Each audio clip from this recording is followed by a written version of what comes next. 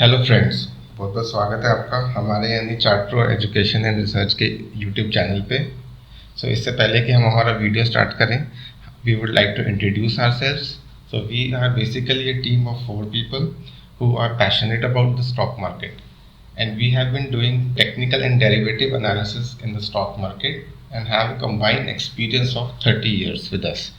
So if you want to know more about us, then we shared our website link in description box, तो आप वहां जाके उस link पे click कर सकते हैं। बहुत बहुत स्वागत है दोस्तों आपका आज यानी 13 दिसंबर 2020 के हमारे वीकेंड चार्टिंग के वीडियो में। तो दोस्तों, जैसे कि हमने लास्ट वीडियो में अपने डिस्कस किया था, जो हमने स्टॉक पिक किया था कैनरा बैंक, उसने लास्ट वीक में ही अपना टारगेट अचीव कर लिया। और साथ ही में हमने ये भी डिस्कस किया था कि हम जो पीएसयू कंपनीज है, जो सरकारी कंपनीज है, चाहे वो किसी भी सेक्टर की है, उसमें काफ़ी अच्छी तेज़ी की उम्मीद कर रहे हैं। तो वो भी हमें लास्ट 2 वीक्स में देखने को मिला। तो हम उम्मीद करते हैं कि हमारे इन डिस्कशन और इस व्यूज़ से आपको कुछ फ़ायदा मिला होगा, और यदि मिला है तो प्लीज़ हमें कमेंट करके बताएं और हमारे को मोटिवेट करें और भी अच्छा काम करने के लिए आगे चल के। तो इसी बात के साथ हम आज का वीडियो स्टार्ट करते हैं। तो आज जो हमने स्टॉक पिक किया है अपने कैश सेगमेंट से, वो है फिनोलेक्स केबल्स। दोस्तों ध्यान दीजिएगा कि इस ग्रुप के 2 स्टॉक्स हैं लिस्टेड। एक है फिनोलेक्स केबल, जिसका प्राइस है अभी अराउंड 360, और दूसरा जो स्टॉक है वो है हमारा फिनोलेक्स इंडस्ट्रीज, और वो 650 के आसपास अवेलेबल है। तो हम फिनोलेक्स केबल के बारे में डिस्कस कर रहे हैं अपने आज के वीडियो में। तो चलते हैं उसका एक कंपनी ओवरव्यू के लिए उसकी कंपनी की वेबसाइट पे। तो जैसा कि इसका नाम सजेस्ट करता है, ये एक केबल बनाने की कंपनी है, और ये डिफरेंट टाइप की हमारी इलेक्ट्रिकल एंड टेलीकम्युनिकेशन केबल बनाती है। और ये इंडिया का लार्जेस्ट प्रोड्यूसर भी है, मैन्युफैक्चरर भी है इन केबल्स का। और इसका जो टर्नओवर है वो in excess of 26 billion INR है। ये डिफरेंट डिफरेंट टाइप की केबल्स बनाती है, जैसे LAN cable, switch cable, optic fibre cables भी बनाती है ये। तो ये इसका एक जो हम अंदाज़ा लगा सकते हैं वो काम है इसका, एक केबल्स बनाना। अब जो मैंने वेबसाइट पे जब इसका सर्च किया, जो ब्राउज किया, तो मेरे को जो दूसरा जो इसका काम मिला, उसका मैं अंदाज़ा नहीं लगा सकता था, और उसकी मेरे को जानकारी भी नहीं थी। तो मैं आपसे शेयर करना चाहता हूँ कि ये कंपनी जो है इलेक्ट्रिकल प्रोडक्ट्स भी बनाती है दूसरे टाइप के, जैसे कि हमारे switches, geysers, fans, LED lights. तो अगर हम इसके प्रोडक्ट्स कैटेगरी में देखें तो क्लियरली उन्होंने स्टेट किया हुआ है switches, LED lighting, fan, MCB, water heater वगैरह। तो इस कंपनी का इसके ये टाइप के प्रोडक्ट्स भी मार्केट में आते हैं। तो ये दोस्तों यही फायदा होता है कि कंपनी की वेबसाइट पर जाके उसके बारे में स्टडी करने का। हमें ज़रूर कुछ ना कुछ उसके बारे में ऐसी इंफॉर्मेशन मिलती है जो हमें पहले से शायद नहीं पता हो, या फिर उसके बारे में ज़्यादा नहीं पता हो। और जो इसके प्लांट्स हैं, वो प्लांट्स जो इसके हैं वो अक्रॉस इंडिया फैले हुए हैं। एक प्लांट इसका पुणे में है, और दूसरा गोवा में, और तीसरा जो है वो उत्तराखंड रुड़की में है। तो कंपनी के 3 प्लांट्स हैं। So this is all about it's company overview. अब हम चलते हैं इसके फाइनेंशियल्स की तरफ। तो अगर हम कंपनी की मार्केट कैप देखें तो market cap is around 5490 CR। तो एक मिड कैप कंपनी के तौर पे हम इसको देख सकते हैं। और जो इसका जो दूसरा जो पार्ट है वो हम देखते हैं कि इसका ऑपरेटिंग प्रॉफिट या ऑपरेटिंग मार्जिन। तो अगर हम इसका ऑपरेटिंग मार्जिन देखें तो वो जून 2020 में तो 9% का एक डिप आया था, उसके बाद रिकवर कर गया है, और एक 13% की जो अपनी जिसके जो स्टेबल एक रेंज है काफ़ी टाइम से, उसके आसपास वापस से पहुंच गया है। और इसका जो ऑपरेटिंग प्रॉफिट रहा है पिछले क्वार्टर में वो है 82 CR का। अब चलते देखते हैं इसके क्वार्टरली ईपीएस। तो अगर हम ईपीएस को देखें तो लास्ट क्वार्टर में जो इसका ईपीएस आया वो आया 4.52। लास्ट क्वार्टर जो जून में जो इसका जो डिप आया था ईपीएस में वो था अराउंड 2.29। अगर हम देखें तो इसका जो ऑपरेटिंग प्रॉफिट है वो तो रिकवर कर गया है ऑलमोस्ट, काफ़ी हद तक जो इसका जो एक एवरेज ऑपरेटिंग प्रॉफिट रहता है। बट इसका जो ईपीएस है वो पूरा रिकवर नहीं कर पाया।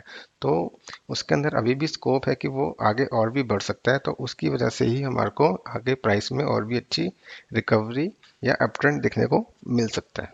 अब जो इसकी कंपनी के जो इन्होंने डिविडेंड पे आउट हिस्ट्री भी दिखा रखी है, तो अगर हम वो डिविडेंड पे आउट हिस्ट्री देखें इसकी फ्रॉम अराउंड मार्च 2016, ये एनुअल डिविडेंड हम देख रहे हैं, तो वो एक कांस्टेंट एक इंक्रीज कर रहे हैं फ्रॉम 14% टू 15, देन 17, और जो लास्ट इसमें दिया है वो 20, फिर 21% इसने दिया है अपने मार्च 20 के फाइनेंशियल ईयर में। तो एक इसकी एक स्टेबल और एक constant increasing dividend pay out history भी रही है कंपनी की।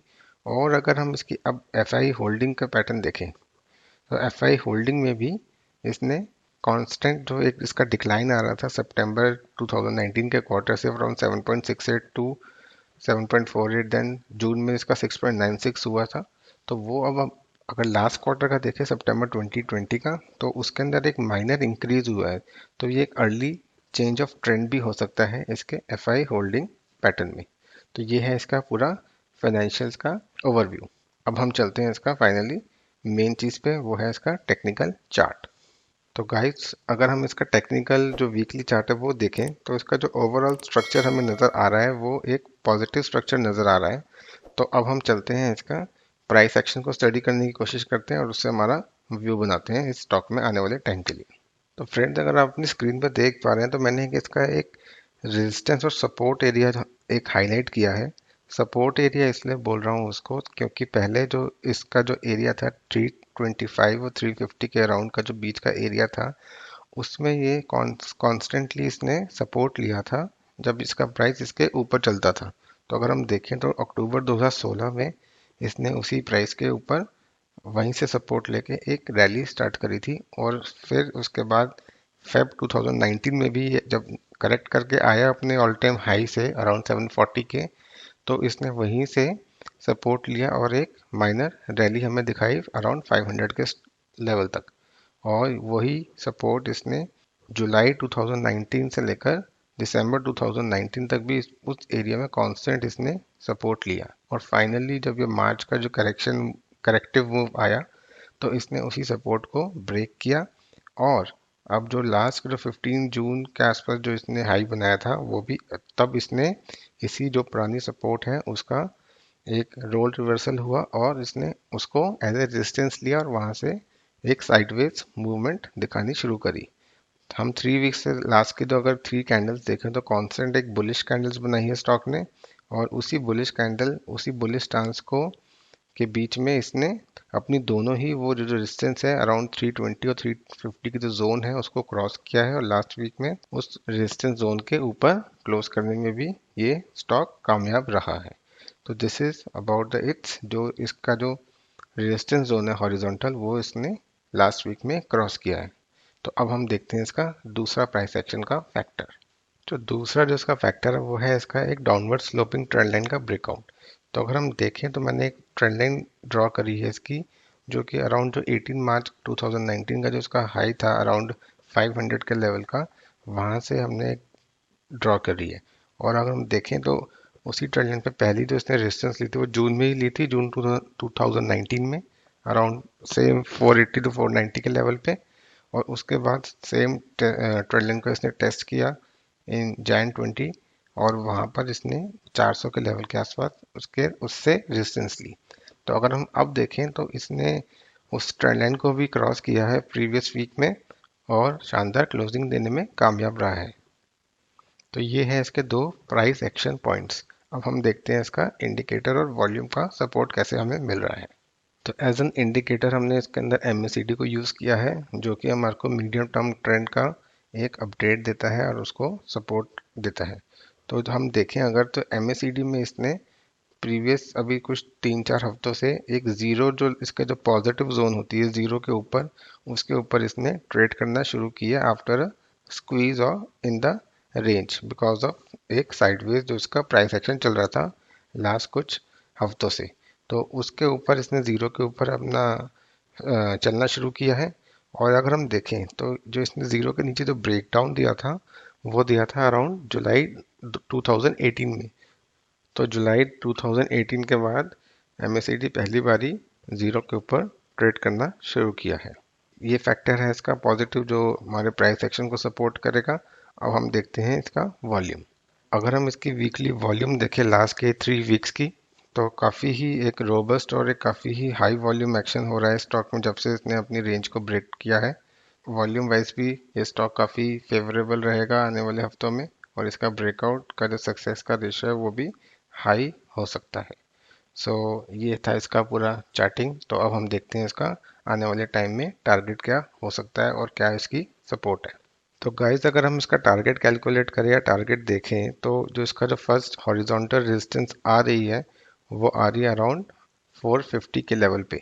और उसी के अराउंड हमारे को इसकी जो 200 वीकली मूविंग एवरेज है वो भी उसी के लेवल पे कोइंसाइड कर रही है। तो एक जो इसका फर्स्ट टारगेट है वो 450 हो सकता है, और जो दूसरा टारगेट है जो इसकी जो उसके बाद जो एक रेजिस्टेंस जोन हमें दिख रही है वो मिलेगी हमारे को अराउंड 560 के लेवल पे। तो फर्स्ट टारगेट 450 और सेकंड टारगेट 560 का हो सकता है आने वाले कुछ हफ्तों में या कुछ महीनों में। और अगर अब हम इसकी सपोर्ट देखें तो सपोर्ट इसकी जो इसका जो हमारा जो रेजिस्टेंस एरिया बन गया था अराउंड 320 टू 350, तो वही अब इसका एक सपोर्ट जोन बनेगा अराउंड 320 तक। इसका फुल चार्ट में सपोर्ट अब इसको मिलेगा। So this is all about this stock guys. तो अब हम चलते हैं हमारे आज के एफएनओ स्टॉक की तरफ।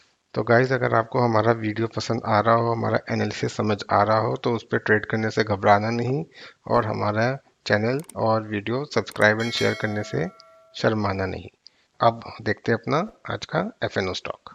तो गाइस हमारा इस हफ्ते का जो एफएनओ स्टॉक हमने पिक किया है वो है पीवीआर।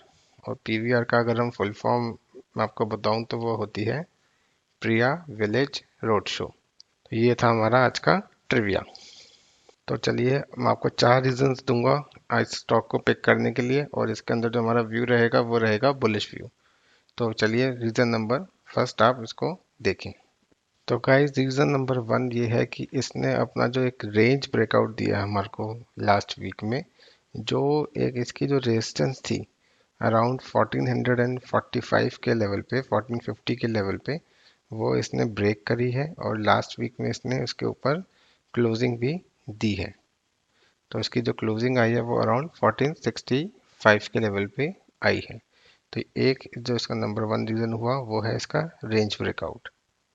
और दूसरा है इसने साथ ही में एक पैटर्न भी बनाया है, बुलिश पैटर्न बनाया है। अब मैं आपको वो पैटर्न दिखाता हूँ। तो उसने जो बुलिश पैटर्न बनाया है उसको हम कहते हैं कप एंड हैंडल। तो कप एंड हैंडल के भी इसने ऊपर अब इसके जो नेकलाइन है उसके ऊपर ब्रेकआउट दिया है, सेम जो उसका जो रेजिस्टेंस लाइन थी अराउंड 1440 1445, तो उसी के वही इसकी नेकलाइन भी थी पैटर्न की, तो उसके ऊपर इसने ब्रेकआउट दे दिया है प्रीवियस वीक में। अब इसके साथ चलते हैं अपने इसके रीजन नंबर 3 पे। तो अगर हम इसका जो आप देखें तो इसके साथ एक ब्लू एक मूविंग एवरेज मैंने प्लॉट करी हुई है, वो मूविंग एवरेज है इसकी 200 वीकली मूविंग एवरेज। तो अगर हम उसका सिग्निफिकेंस देखें तो पहले जो जब ये स्टॉक एक अपने बुलिश रन में चल रहा था तो उसी टाइम पीरियड में ये कभी भी अपने इस मूविंग एवरेज के नीचे नहीं आता था, और उसी से इसने लास्ट में 2 बारी सपोर्ट भी ली थी यहाँ पे अराउंड 1000 के लेवल पे इन सितंबर 2018।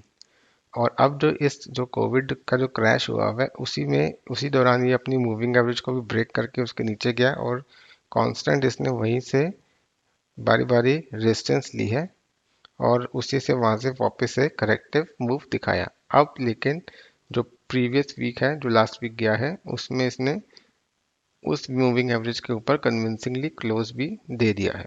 तो ये इसका है थर्ड बुलिश फैक्टर। और अब हम देखते हैं इसका लास्ट जो बुलिश फैक्टर होगा, इसको व्यू इसका जो हमारा व्यू है बुलिश व्यू उसको कंफर्म करने के लिए। तो फ्रेंड जो लास्ट हमारा जो फैक्टर है वो है इसका एक लॉन्ग टर्म ट्रेंड लाइन। तो वो ट्रेंड लाइन अगर आप देखें वीकली चार्ट पे तो मैंने यहाँ से प्लॉट करी है अराउंड फेब 2013 से। तो उसी ट्रेंड लाइन पे ये स्टॉक चल रहा था, और इसने सपोर्ट लिया इसमें 2016 और 2018 में। तो उस और अभी जो रीसेंट क्रैश था उस ट्रेंड लाइन को इसने ब्रेक किया, और बारी बारी वहीं से फिर रेजिस्टेंस भी ली। तो इसके जो रेजिस्टेंस पॉइंट थे जो लास्ट के जो कुछ महीनों में इसने लिए हैं जो करेक्टिव मूव के बाद, वो एक मल्टीपल रेजिस्टेंस पॉइंट हम कह सकते हैं। वही रेजिस्टेंस पॉइंट इसका हॉरिजॉन्टल रेजिस्टेंस पॉइंट भी था, वही वीकली मूविंग एवरेज के हिसाब से भी वही रेजिस्टेंस बन रही थी इसकी, और वही रेजिस्टेंस इसकी इसकी जो लॉन्ग टर्म ट्रेंड लाइन थी उसका भी रेजिस्टेंस का पॉइंट वही बन रहा था अराउंड 1400 के लेवल पे। तो इसने अब जो हम लास्ट वीक में हम देखें तो इसने उस जो अपनी ट्रेंड लाइन है जो इसने प्रॉप जो इसकी जो लॉन्ग टर्म ट्रेंड लाइन थी जो टूट गई थी, जो इसके नीचे ट्रेड कर रहा था, उसको एक रिगेन करने की कोशिश करी है, और उसके ऊपर हमारे को फिर से क्लोजिंग दी है। अब आप देख सकते हैं जो लास्ट में जो मैंने हाईलाइट किया हुआ है उसके अंदर भी इसने उस पॉइंट को, उस ट्रेंड लाइन को क्रॉस करने की कोशिश की थी 2 बारी, लेकिन ये फेल हुआ क्योंकि उसका जो तब इसने हॉरिजॉन्टल जो इसकी रेजिस्टेंस थी उसको क्रॉस नहीं कर पाया था उस टाइम पे। तो अब इसने उस रेजिस्टेंस जोन को सारे पैरामीटर्स में क्रॉस किया है लास्ट वीक में। सो इन्हीं 4 फैक्टर्स की वजह से हमने इसको हमारे इस वीडियो में पिक किया है और हमारा इसका जो व्यू है वो बुलिश व्यू है आने वाले टाइम के लिए। अब हम देखते हैं इसका सपोर्ट और टारगेट क्या हो सकता है।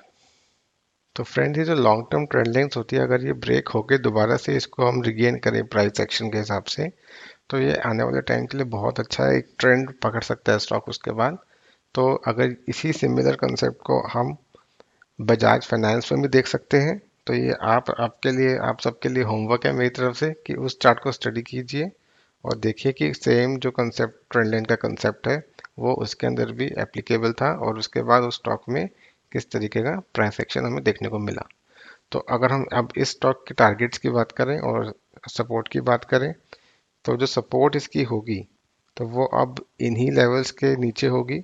तो यही जो लेवल है 1440 1400 की जो जोन है पूरी, वो इसकी एक सपोर्ट जोन की तरह काम करेगी।